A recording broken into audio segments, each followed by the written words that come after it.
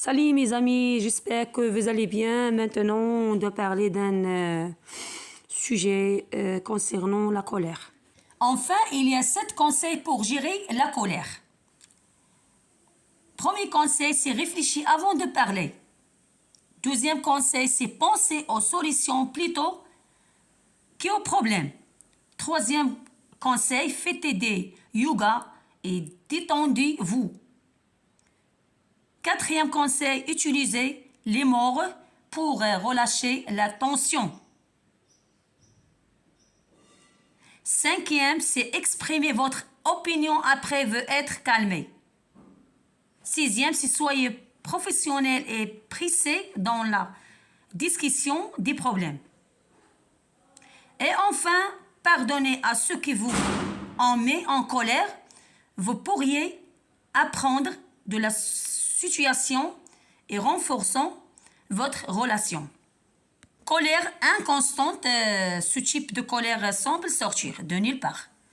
Ce type de personne est très rapide à s'énerver face aux ennuis perçus petits et grands. Et souvent, cette colère s'appuie aussi vite qu'elle a commencé en l'expérimentant simplement.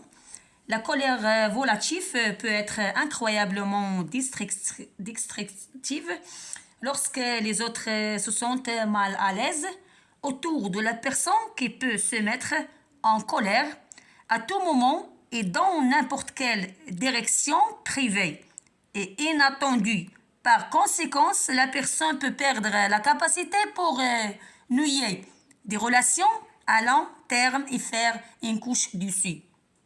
Lorsque la colère est une émotion utile pour l'action et la motivation comme faire face à la violation des droits, de la liberté et des manques de respect.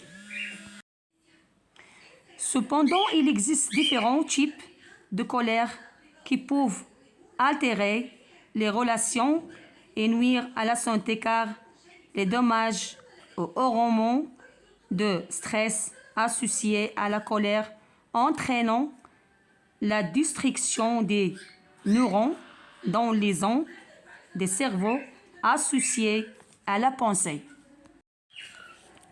La colère est l'une des émotions humaines fondamentales. Elle est considérée comme un sentiment de base saine et naturel quand elle résulte de raison et de santé et est correctement dirigée, tout comme le sentiment de bonheur, de tristesse ou d'anxiété ou de dégoût.